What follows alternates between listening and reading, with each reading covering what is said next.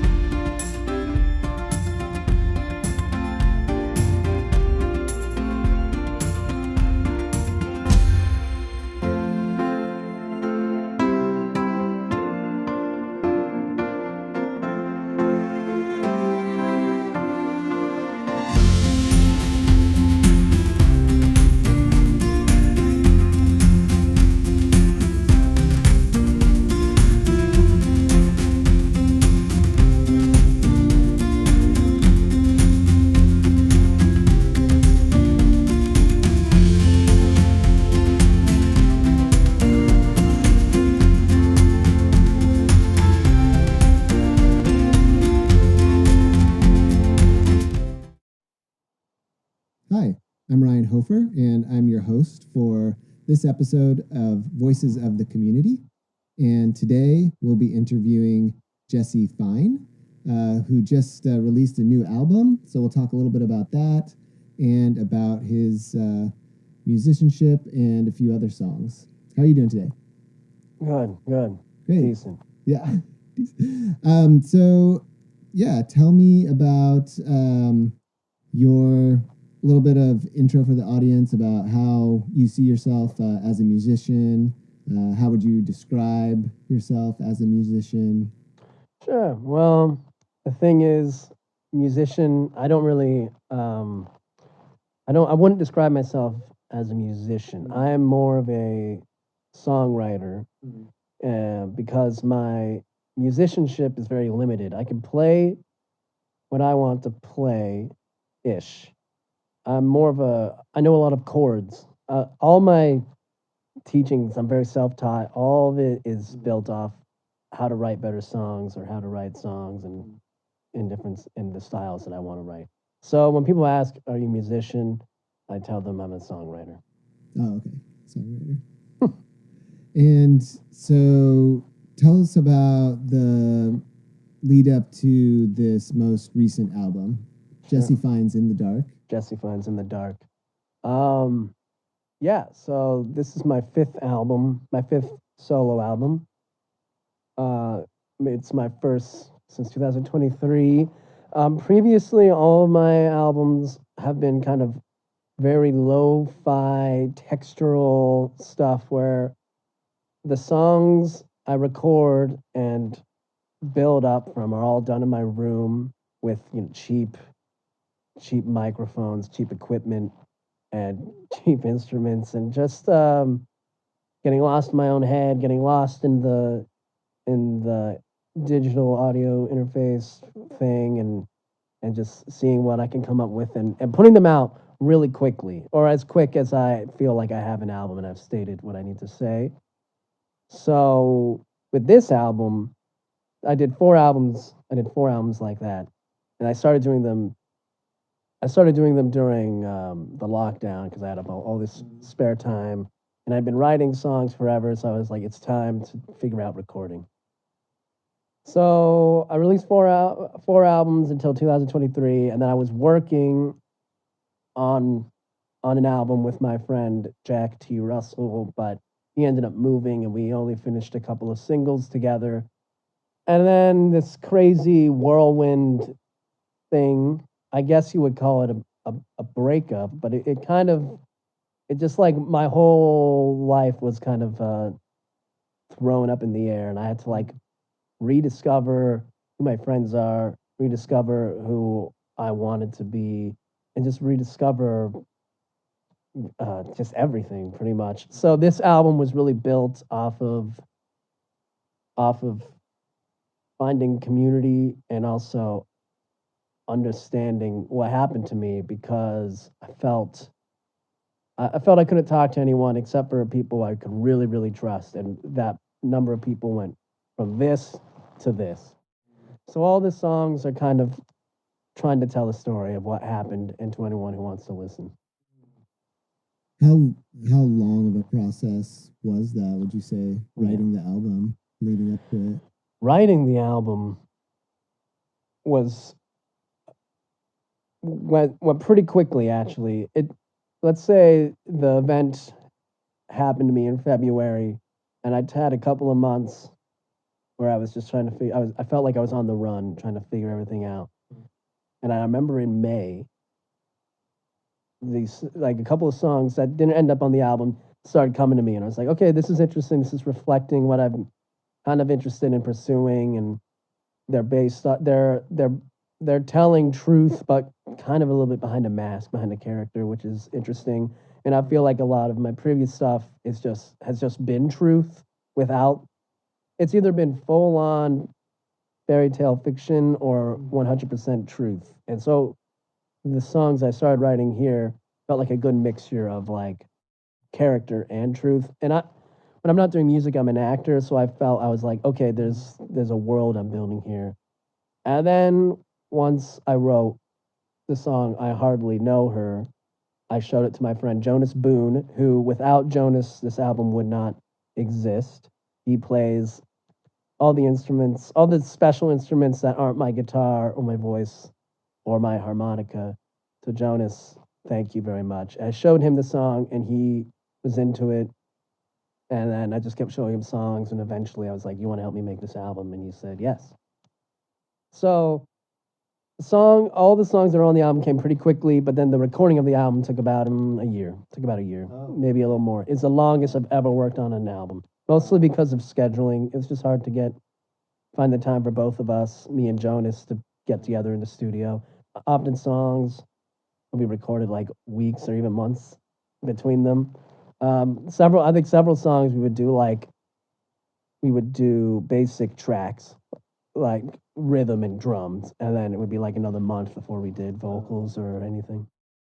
And how many albums have you produced, made before this one? What numbers? Right. Oh, right. Okay. So this is my fifth solo album. Jesse Finds in the Dark is my fifth solo album, and then I did 2 folk duo albums with my friend Guthrie London under the moniker Cocktails Before Breakfast. Okay.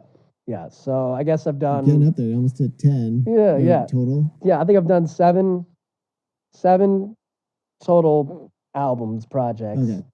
And I definitely have over 50 songs out there. Yeah. Now, I think we were talking a little bit before, and you mentioned that this album, Jesse Finds in the Dark, has a sort of narrative arc. Mm-hmm. Can you tell people about that? Yeah, so I didn't realize it till after I had finally sequenced the album and I understood the story I was trying to tell. It mirrors, it mirrors the life I went through, where there's kind of like a death, and there's like a death. So the first few songs on the album are kind of like dealing with the heartbreak, dealing with the angst of like, oh, you don't trust anyone. You have to get out of town. You don't really believe in love anymore. You feel betrayed. And then there's kind of a moment on the album. It's called it's a song that's kind of a sound montage, kind of about being reckless on the road. And it starts with it doesn't start. It ends with a car crash. And at the time I was doing a little bit of drinking, and I took some time off from drinking because I wanted to focus on myself, and I didn't want anything to become a problem. So that song kind of represents what could have been if I kept going down the path of self-destruction.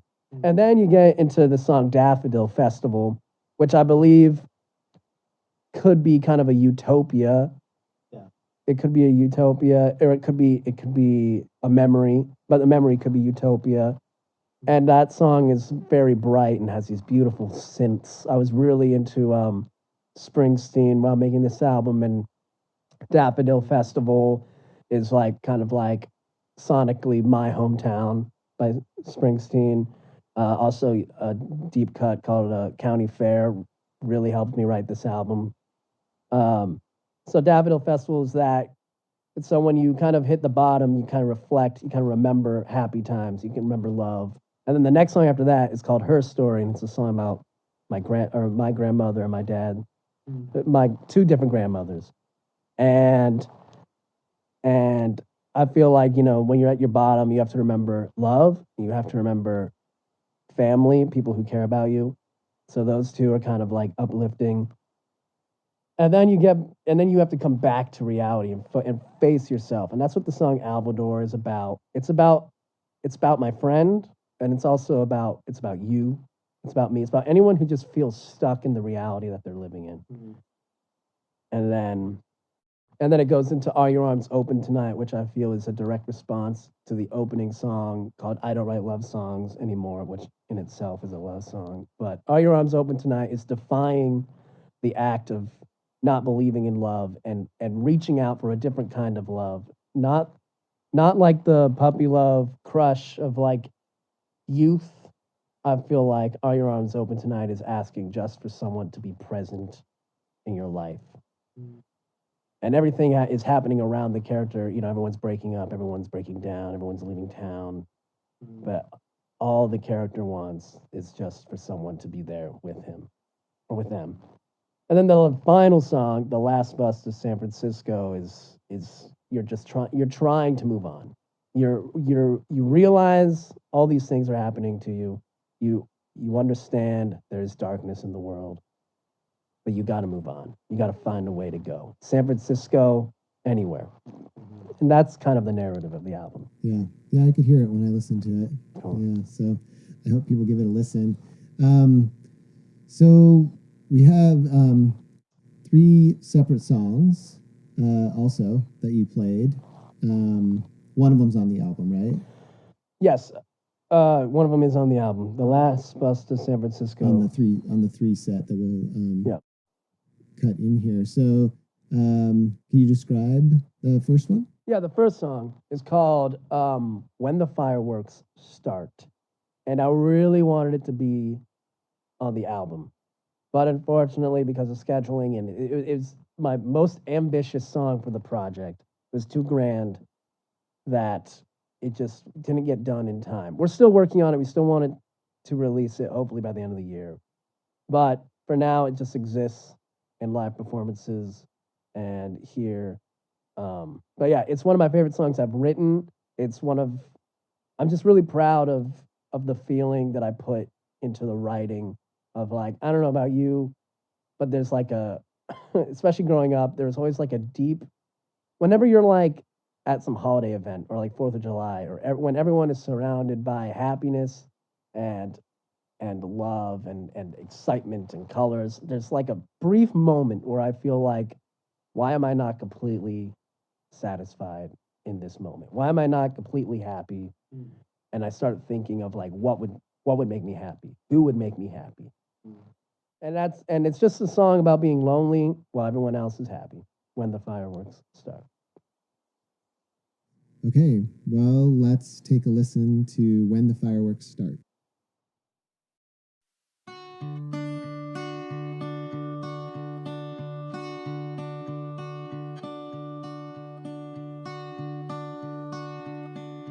Red, white, and gold explode in your eyes. The fire chief nods, but he's got a cautious mind. All day long you've been hanging with your pals. Now the night has come, they're off with their best gals. And you're on the bridge, listening to the river in the dark. And you wonder, who's gonna be in your heart when the fireworks start? Who's gonna be in your heart when the fireworks start.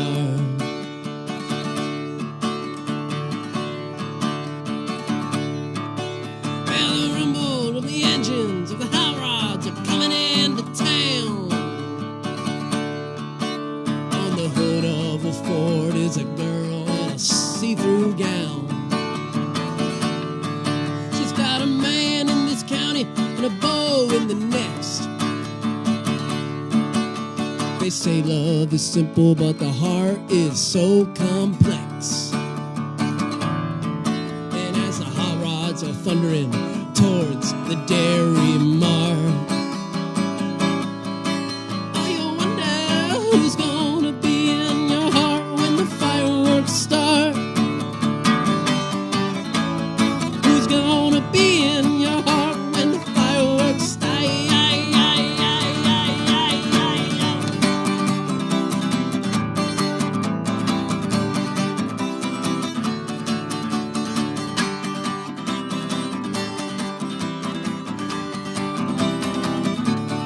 Another guitar solo here.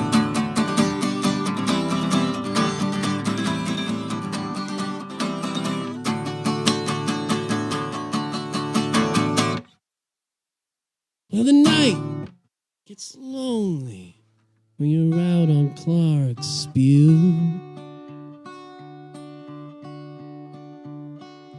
When your older brother said that's where you get the best views.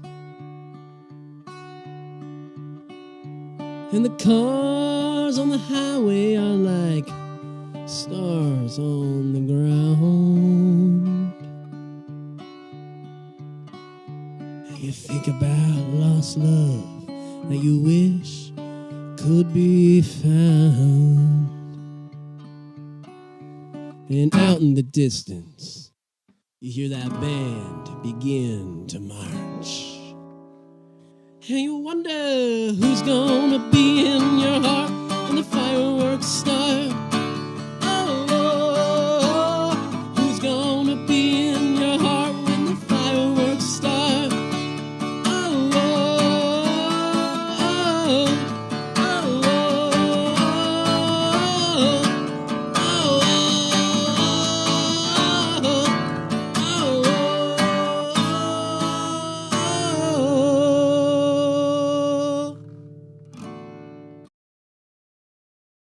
Oh, that was really something. That was something. When the fireworks start. And tell us about song number 2 that we'll hear. Song number 2 is the last song that's on the album. I mentioned it's called The Last Bus to San Francisco. Oh, okay. It was the last song I wrote for the album. I wrote it in November of last year, and I recorded it separately. I recorded it all by myself, and I'm really proud of it because it just came out of nowhere. It sounds good. I really like my harmonica work, which you don't get to hear live, unfortunately. But here, this performance and this song is very special to me because it just puts everything I was feeling while making this album into very specific and succinct words. There's no long sentences. It's just pure blues in a sense. So Last Bus to San Francisco. Mm-hmm. All right, let's take a listen to that.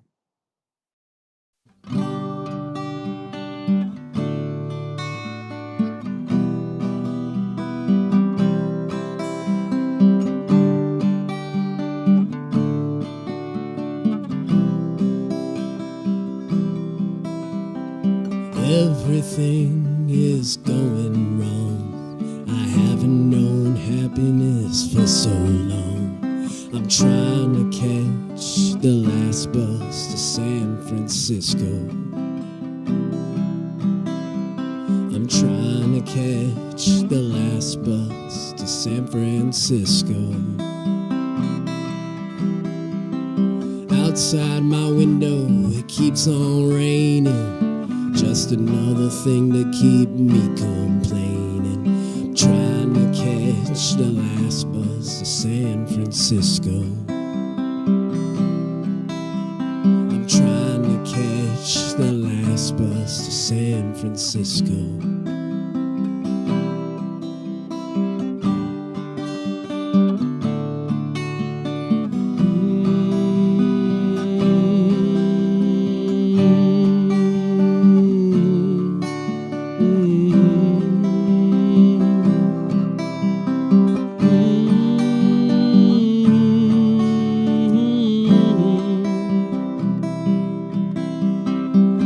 good things must come to pass.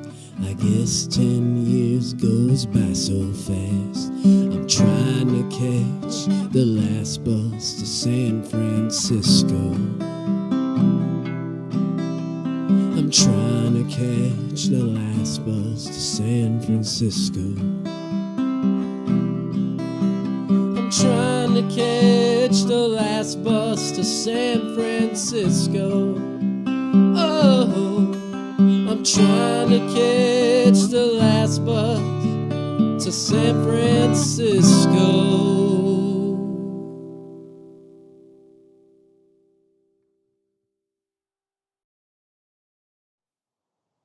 Right, that was Last Bus to San Francisco.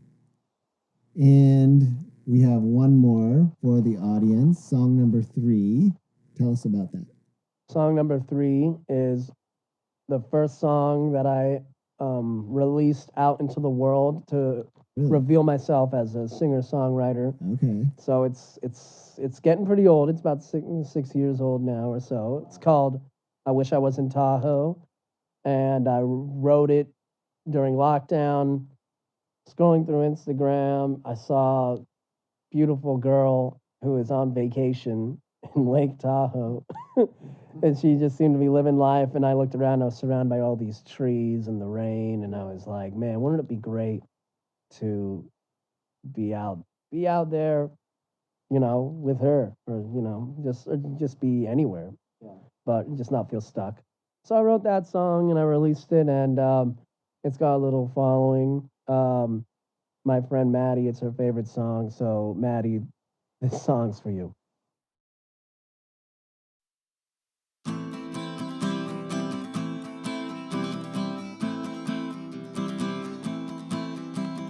wish I was in Tahoe so I could be with you.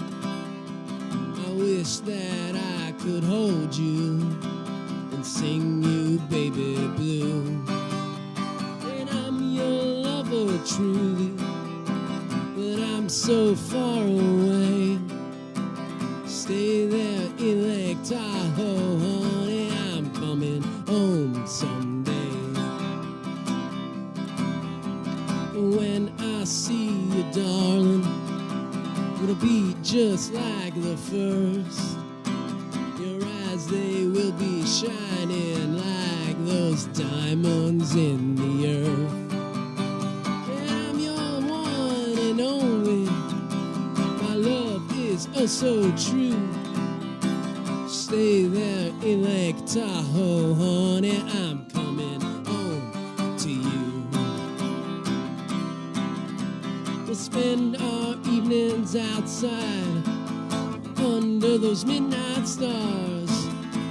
Together we'll be singing on till those morning hours.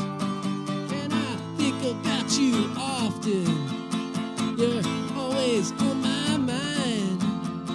Someday I'll be in Tahoe, baby, with you there by my side. Now the cowboy that you're seeing, to me he can't compare. He doesn't deserve your auburn lips or the flowers in your hair. And I know he treats you badly, I could tell by the way he smiles. I wish I was in Tahoe, honey, but I'm at least 1,000 miles. My brother, he keeps laughing because he doesn't believe. He thinks that you're some made-up joke that I've hidden up my sleeve. But I know the truth, honey, and baby, I got a plan.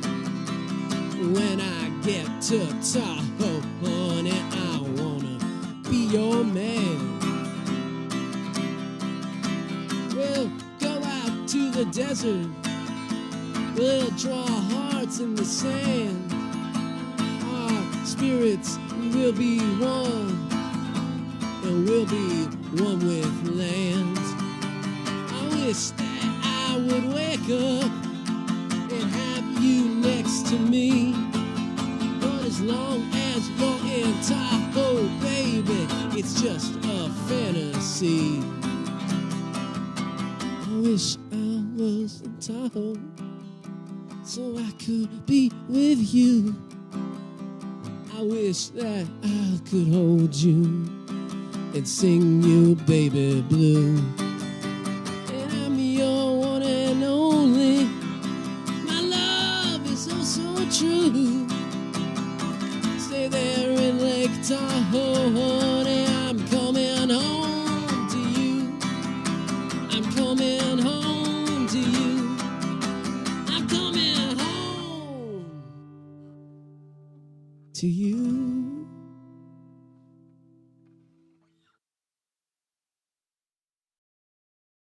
Thanks for sharing those with our audience. Thanks for listening. And how about to close it out? Do you want to tell us about what you have planned for the future? Oh, keep finding More myself. projects, another album. Yeah, in the works? I've written some new songs that are they're living in this space between this album and whatever the next place is. Yeah. I don't know what the next album is. I probably want it to just be me working on it. I don't like to wait this long between albums, but then again, if you look at the result, I think it's pretty good. But I also like to write and get them out as possible because that's part of my therapy, which is catching and then releasing. Right. Well, thanks for doing this interview and for sharing your music with the audience. I'm Ryan Hofer, and this has been Voices of the Community. Thanks for joining us.